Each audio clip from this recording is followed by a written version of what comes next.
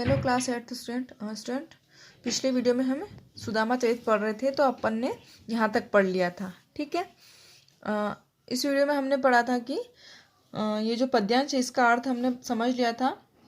जो सुदामा की पत्नी होती है सुशीला, वो कहती है अपने पति से कि आप अपने मित्र सुदामा से मिलने जाइए। तो सुदामा होते हैं वो बहुत दुखी होते हैं, कहते हैं कि मैं अपने प्रिय मित्र को भेंट में बहुत कुछ देना चाहता हूँ, लेकिन मैं चाहकर भी नहीं दे सकता, क्योंकि मेरे पास देने के लिए कुछ भी नहीं है।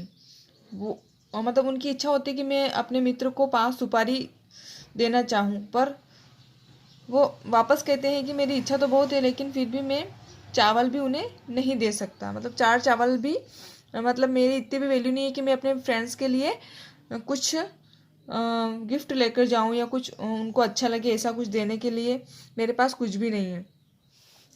तो जो उनकी पत्नी होती है वो कहती है, यह सुनी के तब ब्राह्मणी गई परोसन पास, पाव से चाउर लिए कई सहित हुलास। पाव से मतलब एक पाव शेर मतलब भारतीय उपमहाद्वीप का एक पारंपरिक वजन का माप है। आधुनिक वजन के हिसाब से एक शेर लगभग 933 ग्राम के बराबर होता है ना। तो पाव शेर चाउर लिए आई सहित हुलास, सिद्धि करी गणपति सुमरी, बांधी दुपटिया खूंट, मांगत खाद चले जहां मारग बाली बूट।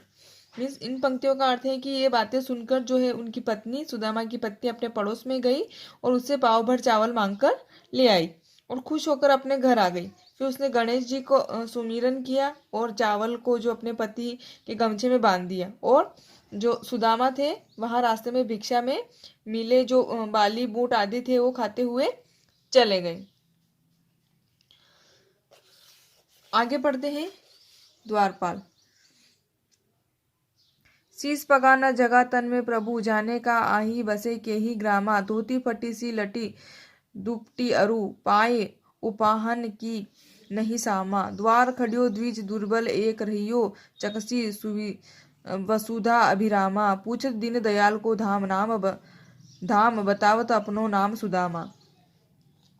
तो जो सुदामा है अपनी पत्नी की बात सुनकर वो चल दिए हैं।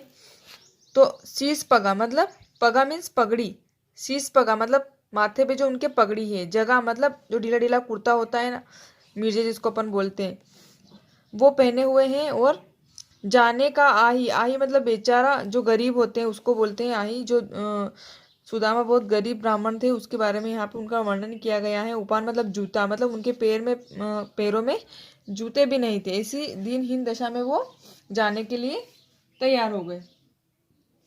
तो क्या होता है कि इस प्रसंग में सुदामा जो होते हैं वो द्वारिका नगरी में पहुंच जाते हैं और द्वारिका नगरी में पहुंचकर कृष्ण के द्वार पर जाते हैं। तो वहां उन्हें एक द्वारपाल खड़ा दिखाई देता है। सुदामा उसे अपना परिचय देते हुए कृष्ण से मिलने की इच्छा प्रकट करते हैं। तो द्वारपाल जो होता है वो कृष्ण के पास जाकर कहता है कि हे प्रभु, एक ऐसा व्यक्ति द्वार पर आया है जिसके तन पर तो ना कपड़ा है, ना ही उसके सिर पर पगड़ी है, और न जाने कौन है, पता नहीं कौन से गांव से आया है। उसने जो धोती पहनी है वो भी थोड़ी फटी हुई लग रही है, और उसका कुर्ता भी फटा हुआ है, ढीला ढीला उसने कुछ पहन रखा है, सिर पे पगड़ी नहीं है, पैर में जूते भी नहीं है ना। तो कहते हैं उसके पाँव में जूते भी नहीं है और वो ब्राह्मण बहुत ही दुर्बल दिखाई दे रहा है। वह द्वारका नगरी को बहुत ही चकित होकर निहारता रहता है। वो मतलब इस प्रकार से देख रहा है जैसे वो कहीं अलग जगह आ गया, मतलब उसको थोड़ा कंफर्टेबल फील नहीं हो रहा जैसा, ऐसा उसको लग रहा था, है ना। तो वह सभी से आपका नाम पता पूछ रहा है और खुद का अपना नाम अपना सुदामा बता रहा है। मतलब वो बड़ा अजीब सा बिहेवियर कर रहा है, मतलब वो यहाँ का नहीं लग रहा है ना। तो द्वारपाल के मुख से सुदामा का नाम सुनकर जो श्री कृष्ण है वो क्या करते हैं, आगे पढ़ते हैं। बोलो द्वारपाल सुदामा, नाम पाड़ी सुनी, छाड़े राजकाज ऐसे जी की गति, जाने को द्वारिका के नाथ हाथ जोड़ी धाय गहे पाए, भेटत लपटाए करी ऐसी दुख साने को, नैन दो जल भरी पूछत कुशल हरी, विप्र बोलियो विपदा मोही पहचानो को, जैसी तुम करो तैसी करे के कृपा सिंधु, ऐसी प्रीति दीन बंधु दीनन सो माने को। तो जो द्वारपाल होता है, द्वारपाल के मुख से ही सुदामा का नाम सुनकर श्री कृष्ण जो है वो अपने महल के सारे काम धाम छोड़कर श्री कृष्ण से मिलने के लिए नंगे पैर भागे और अपने प्रिय सुदामा के आगे हाथ जोड़कर खड़े हो गए। वे सुदामा को देखकर गले लग गए और उनकी आंखों में जो है आंसू भर आए। उन्होंने सुदामा से हालचाल भी पूछा और सुदामा ने श्री कृष्ण से कहा कि हे कृष्ण, तुमने मुझ पर इस विपत्ति में पहचान लिया। मैं ऐसी कंडीशन में हूं तभी तुमने मुझे पहचान लिया। सच में तुम तो दीन दयाल हो, तुम दीनानाथ हो, और जो तुमने अपनी मित्रता को निभाने के लिए मेरे लिए जो कुछ भी किया है उसे मैं कभी भूल नहीं सकता, और अपनी मित्रता निभाने के लिए तुम हमेशा तत्पर रहते हो। तो ये देखते हैं आप, ये पिक्चर दे रखा है, इसमें देखिए किस प्रकार जैसे श्री कृष्ण है सुदामा के पैर धो रहे हैं और इनको यहाँ पे बिठा रखा है और श्री कृष्ण स्वयं नीचे बैठे हैं। आगे देखते हैं कृष्ण, कछु बाबू भाभी हमको दियो सो तुम काहे न देत, चापी पोटरी खाक में रहे काहो कहती है।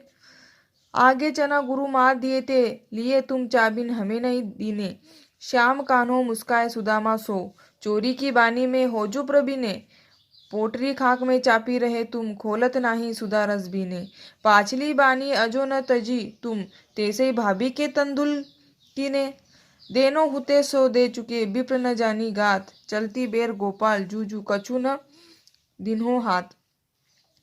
अब इस प्रसंग में क्या होता है कि जो श्री कृष्ण है वो सुदामा को अपने बचपन की याद दिलाते हुए बताते हैं कि किस प्रकार उन्होंने बचपन में चोरी छिपे उनसे चने खाए थे, है ना। ये प्रसंग यहाँ पे इसमें वर्णन किया गया है। तो इस प्रसंग में सुदामा के सत्कार के बाद श्री कृष्ण उनसे हंसी मजाक करने लग जाते हैं ना। तो कृष्ण ने कहा कि भाभी ने मेरे लिए कुछ उपहार भेजा है, लेकिन तुम अपनी बगल में क्यों छुपा कर बैठे हो, तुम मुझे उसे क्यों नहीं देते हो। कृष्ण ने व्यंग्य करते हुए फिर कहा कि बचपन में जब गुरु माता रास्ते में हम जाते हैं तो वो रास्ते के लिए हमें कुछ देती है, चने देती है ना, तो भी सारा तुम ही खा जाते थे और मुझे कुछ भी नहीं देते थे, है ना। तो सचमुच में तो तुम इस चोरी की कला में बहुत ही निपुण हो, मतलब चोरी की बात में यहाँ पे ना, चोरी की बानी में हूँ जो प्रवीण, मतलब तुम पहले भी ऐसा ही करते थे और अब भी तुम ऐसे ही कर रहे हो, मतलब तुम इस कला में, चोरी की कला में बहुत निपुण हो, तुम आज भी वही काम कर रहे हो, है ना। इसी कारण तुम आज भी भाभी का भेजा हुआ अनमोल उपहार जो चावल है वो अपनी पोटरी में पोटरी को दिखा नहीं रहे हो और उसको अपनी बगल में छिपा के रखे हो। पोटरी को खोलकर दिखाने के बजाय तुम उसे अपनी खाक में दबाकर छुपा रहे हो और मुझे खाने को नहीं दे रहे हो। तो जो कृष्ण है, कृष्ण को सुदामा के लिए जो कुछ देना था वह तो उसे दे चुके थे, लेकिन ब्राह्मण सुदामा इस बात से बिल्कुल अनजान थे कि जब द्वारिका से अपने घर लौटेंगे तो कृष्ण ने उनके हाथ में कुछ नहीं दिया था, है ना।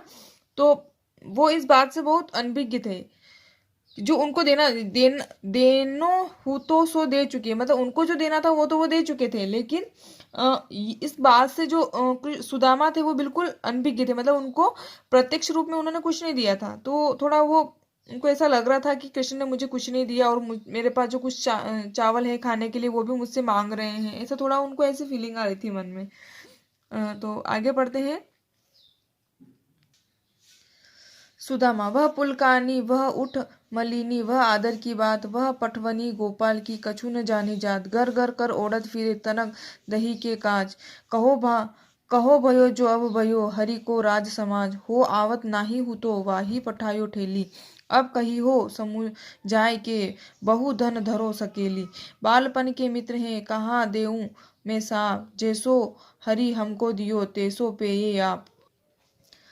इस प्रसंग में हम पढ़ेंगे कि जो सुदामा थे वो सुदामा फिर अपने घर के लिए लौट रहे थे, मतलब उन्होंने कुछ दिन वो कृष्ण के साथ रहे, उन्होंने अच्छे से दिन बिताए, लेकिन उनके कृष्ण ने बहुत कुछ अच्छा अच्छा खाने को दिया, उनके साथ अच्छे से रहे, बहुत सारी बातें भी करी, लेकिन कृष्ण ने उनको प्रत्यक्ष रूप में कुछ नहीं दिया, है ना। और जो उनसे भाभी ने उनके लिए चावल दी थी वो भी उल्टे वो खा गए। तो उनको, सुदामा को ऐसा लग रहा था कि वह पुलकानी, वह उठमाली, वो कह रहे हैं कि वो रास्ते में सोचते हो जाते हैं, जब वो वापस अपने घर के लिए निकलते हैं तो वो रास्ते में सोचते हो जाते हैं कि जिस उम्मीद से वो कृष्ण से मिलने गए थे वैसा तो कुछ भी नहीं हुआ, और वह दुविधाग्रस्त हो जाते हैं और कहते हैं कि श्री कृष्ण को समझाना बहुत मुश्किल है। एक तरफ तो कृष्ण ने उनका बहुत आदर सत्कार किया था और दूसरी तरफ वो कहते हैं कि उन्होंने कुछ भी नहीं दिया, है ना, घर लौटते समय खाली हाथ लौटा दिया। तो वो अपनी पत्नी पर भी नाराज होते हुए सोचते हैं कि वह तो आना ही नहीं चाहते थे, लेकिन उनकी पत्नी जो है बार बार जिद करने पर पत्नी के बार बार जिद करने पर कृष्ण से मिलने आना पड़ा। जो बचपन में थोड़े कुछ मक्खन के लिए घर घर भटकता था तो उससे आशा करना व्यर्थ था, है ना। तो मतलब यहाँ पर कृष्ण सुदामा जो है वो सोचते हैं कि मैं तो आना ही नहीं चाहता था, लेकिन मेरी पत्नी जो है बार बार मुझसे आग्रह करी थी, इस कारण मुझे आना पड़ा। लेकिन कृष्ण ने तो मुझे कुछ भी नहीं दिया। और मैं तो वो कहते हैं कि मुझे तो पता है कि ये वही तो कान्हा है जो घर घर भटकता था थोड़े से मक्खन के लिए, है ना, और उससे आशा करना व्यर्थ था। आज तो उन्होंने सुदामा को खाली हाथ ही लौटा दिया है।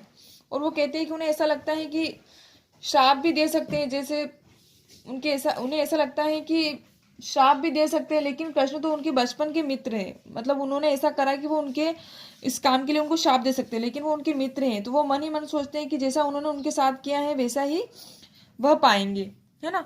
तो उनको कहीं ना कहीं थोड़ी तकलीफ होती है कि जिस आशा से, जिस उम्मीद से मैं उसके पास गया था, लेकिन मेरे मित्र ने मुझे ऐसा कुछ नहीं दिया। लेकिन कृष्ण तो उनको अप्रत्यक्ष रूप से बहुत कुछ दे चुके थे और सुदामा इस बात से बिल्कुल अनजान थे। वैसे ही राज समाज समाज बने जगबाजी घने मन संभ्रम छायो, वैसे ही कंचन के सब धाम है द्वारिके के महिलो फिर आयो। भोन बिलोकीबे को मन लोचत, सोचत ही सब गांव मझायो। पूछत पाड़े फिरे सबसे पर झोपड़ी को खजू न पायो। भोन मतलब भवन, है ना, जो महल होते हैं उसको बोलते हैं, और बिलोकत मीन्स देखकर। तो जब सुदामा रास्ते में सोचते हुए जाते हैं कि कृष्ण ने मुझे कुछ भी नहीं दिया है, बदले में सारा जो था वो भी ले लिया, तो वो बहुत दुखी होते हैं और अपनी पत्नी को भी कोसते हैं कि वो अगर मुझसे बार बार रिक्वेस्ट नहीं करती तो मैं जाता ही नहीं, क्योंकि मुझे पता था कि चाहे कुछ भी वो है तो ये वही बचपन का कान्हा जो थोड़े से माखन के लिए घर घर भटकता फिरता था, है ना।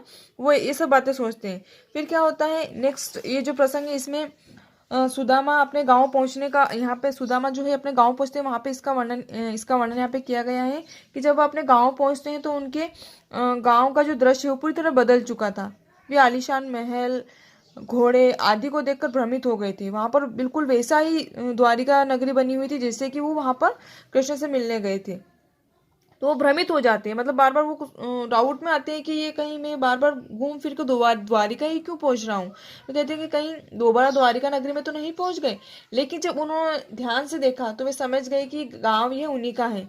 उसके बाद उन्होंने अपनी झोपड़ी को ढूंढने के लिए सारा गांव घूम लिया, लेकिन उन्हें कहीं भी अपनी झोपड़ी नहीं मिली। और अंत में वे गांव के लोगों से पूछने लगे कि किसी ने उनकी झोपड़ी देखी है, क्योंकि वे बहुत देर तक ढूंढते रहे लेकिन उसे वो पाने में असमर्थ थे। क्यों? क्योंकि उनकी जो झोपड़ी थी वो बहुत ही मतलब आलीशान महल में बदल चुकी थी।